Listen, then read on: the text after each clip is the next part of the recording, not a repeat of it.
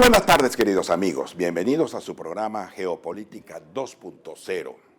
vamos a tratar, por supuesto, sobre el tema de la geopolítica, pero vinculada a un hecho muy importante que sacudió las estructuras de todo el siglo, finales del siglo XIX y de todo el siglo XX, el fenómeno de la ideología. Nosotros concebimos pues la geopolítica como esa disciplina, repito, que trata, que estudia el hecho político desde el punto de vista espacial, desde el punto de vista territorial.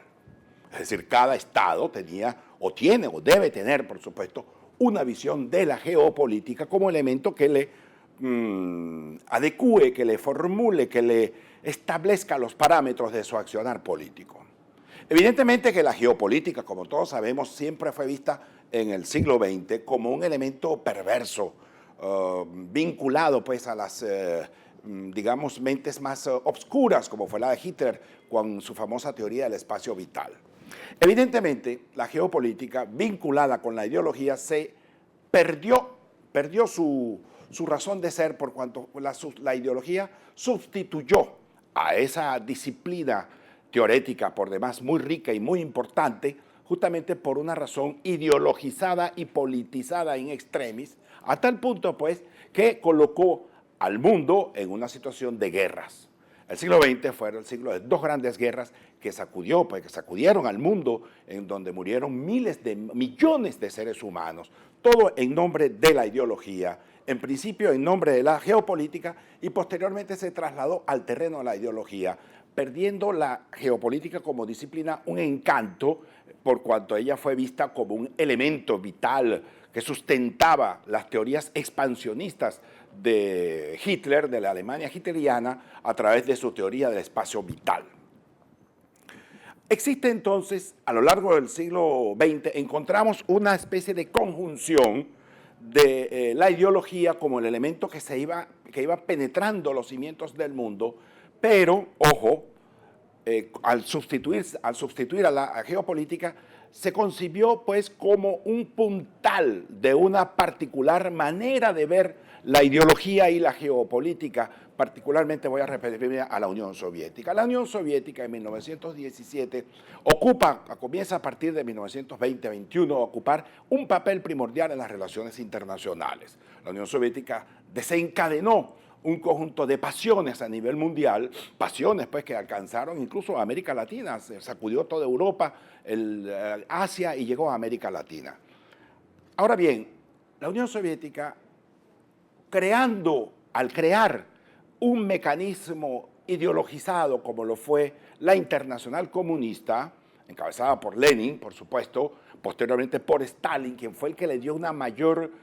concreción a esa política, elevándolo a rango de Estado, a tal punto pues que la geopolítica exterior soviética no era sino una identificación con la ideología comunista y en consecuencia con la geopolítica, pero la geopolítica vista desde el punto de vista de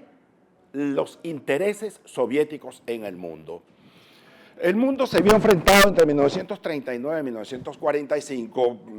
a una gran guerra, ¿no? Como todos lo sabemos, del enfrentamiento de Hitler contra el mundo liberal, el mundo libre, las democracias occidentales, invadió Francia, invadió toda Europa, atacó a Inglaterra. Los Estados Unidos participan en la guerra en el año 1943 en adelante. Los soviéticos, aliados de estos, gracias pues a la coyuntura política que sacudió las relaciones internacionales, permitió la conjunción de una relación entre Stalin, Winston Churchill y Franklin Delano Roosevelt de los Estados Unidos. Entre los tres plantearon la necesidad de crear un amplio espectro político-militar estratégico que diera fin a las apetencias de engrandecer el espacio vital de Alemania, y por lo cual, bueno, Alemania fue invadida y partida pues en dos Alemanias, la Alemania llamada inicialmente federal, luego la República Democrática Alemana bajo la órbita soviética. Desde el año 45 en adelante el mundo se vio dividido pues en dos grandes bloques estratégico-político-militares. Por un lado,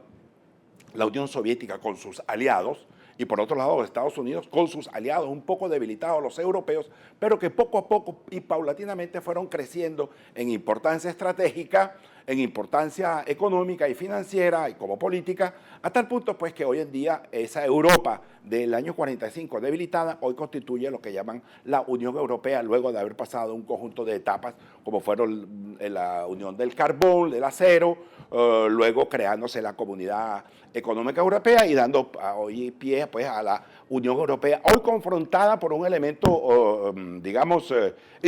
totalmente aleatorio, como es el de la crisis financiera y económica del país helénico, léase, de Grecia. Atenas apunta en este caso, como dijimos en la anterior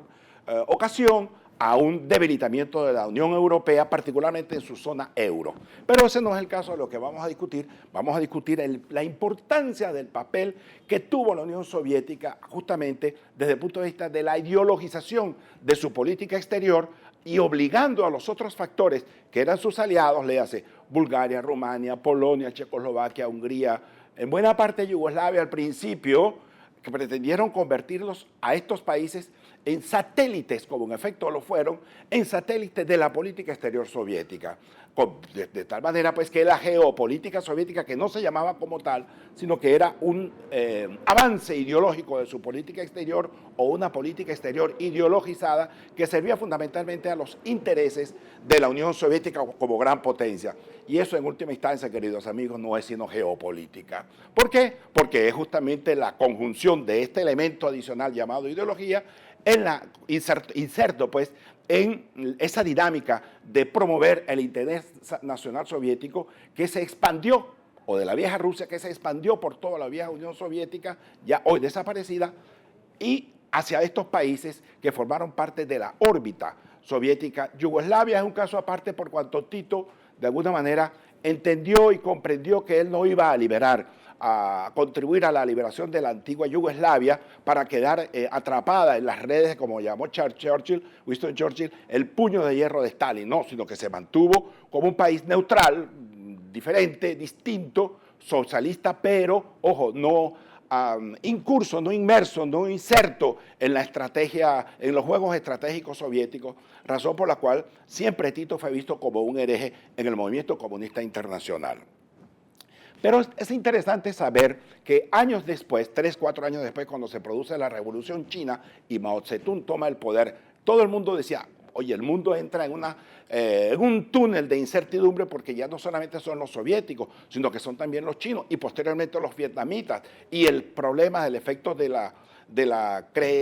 crecimiento del poderío comunista en el sudeste asiático dio a entender al mundo y particularmente a los Estados Unidos, que estábamos frente a una realidad que los soviéticos habían expandido su poderío incluso hacia esa zona. Ojo, no contaron con esa cosa que diría, parafraseando o parodiando, mejor dicho, al Chapulín Colorado, no contaron con la astucia de que los chinos no estaban insertos en los planes geopolíticos soviéticos. Igualmente los vietnamitas tampoco estaban insertos en los planes soviéticos, pero tampoco en los planes de los chinos. Cada uno jugaba a un factor de promover su interés nacional. No lo llamaban geopolítica, pero estaban amarrados por la fraseología, por la verborrea izquierdista del momento y lo llamaron la ideología comunista en ese entonces.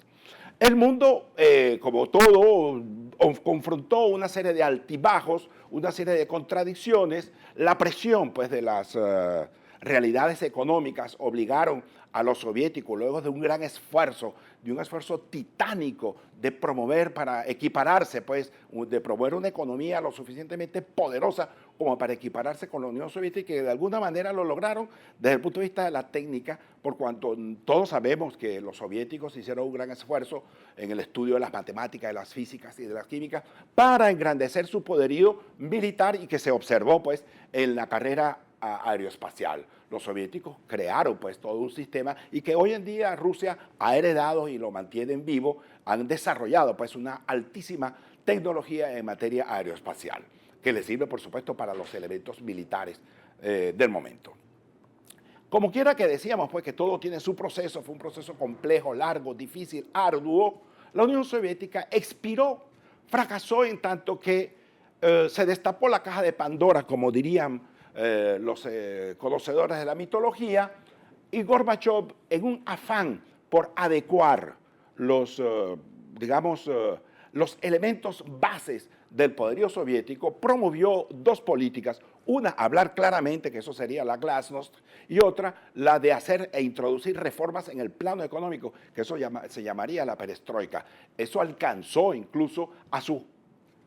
política exterior y le hace a su geopolítica. Por cuanto la URSS, cuando se abandona esos espacios desde el punto de vista de su presencia militar, cae Alemania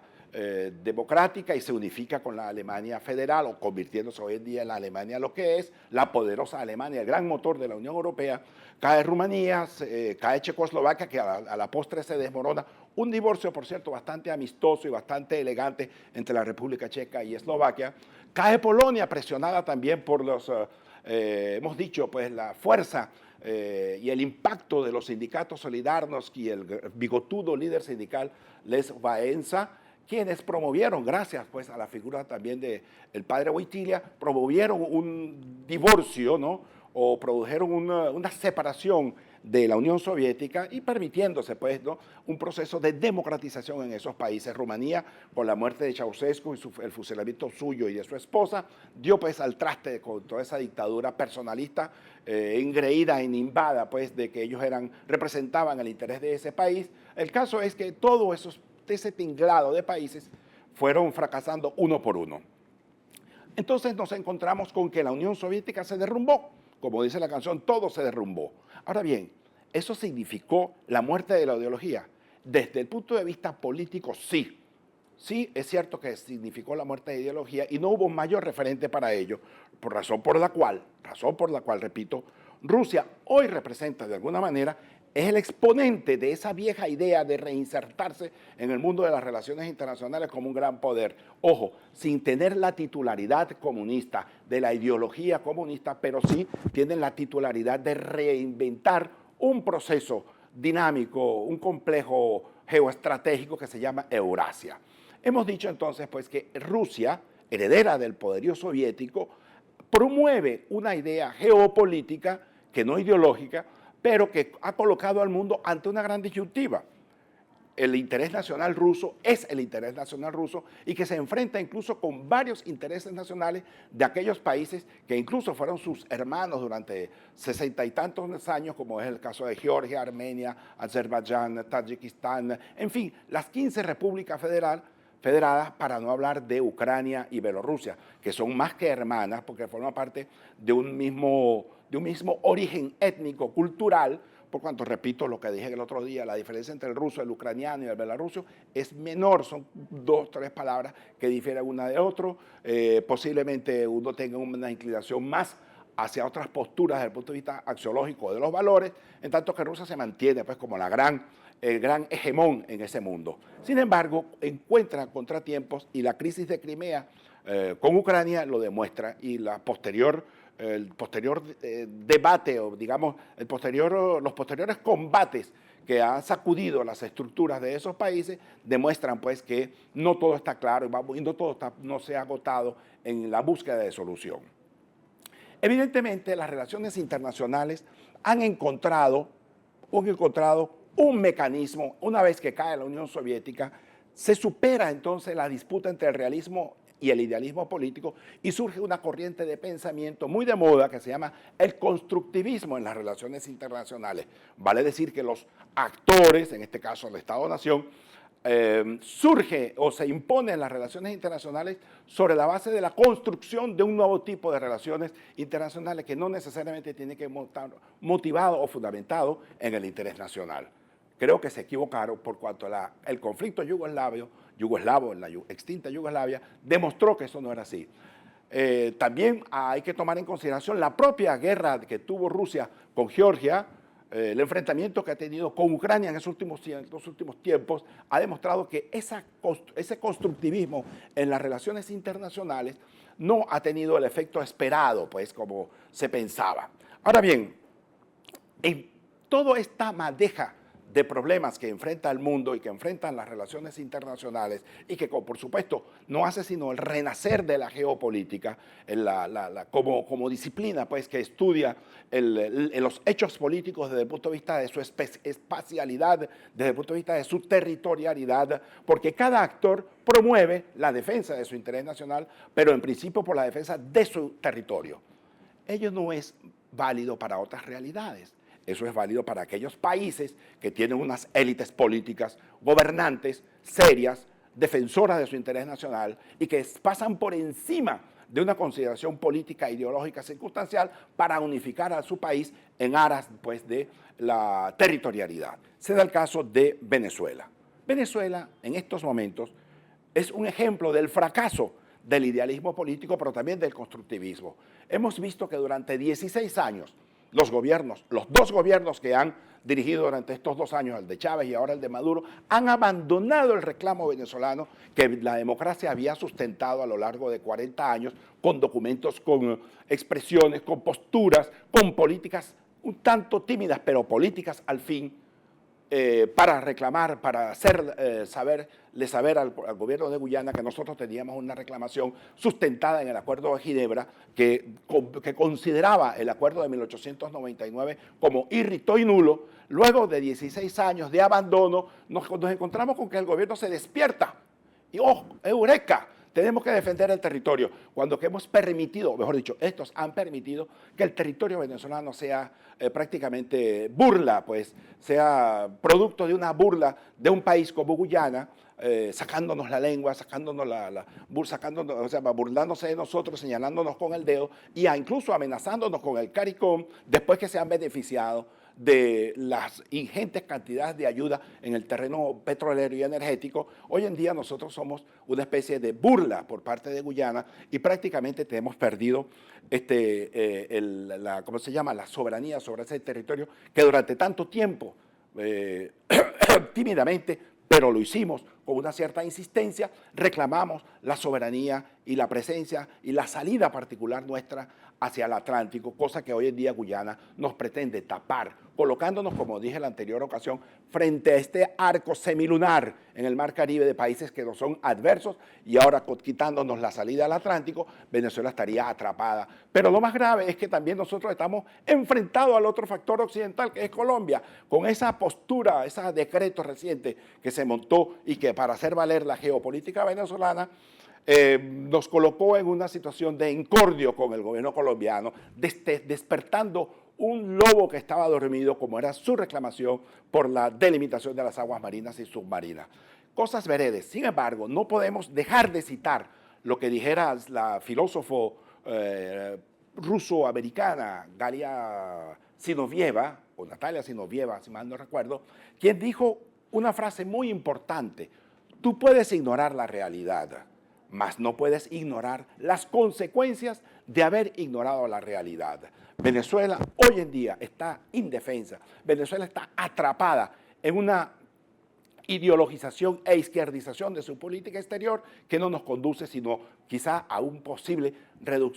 proceso de reducción de nuestro territorio, no solamente con la pérdida del terreno de Guyana, sino que vamos posiblemente a perder, con el caso de Colombia, en la delimitación de aguas marinas y submarinas. Lamentablemente el mundo es así. Venezuela requiere de una élite política que piense distinto, que piense agresivamente, no en términos bélicos, pero sí en términos políticos, que haga valer la defensa del interés nacional, así como lo establece o como lo debe establecer una geopolítica real y sincera para el Estado venezolano. Muchas gracias y hasta una próxima Geopolítica 2.0.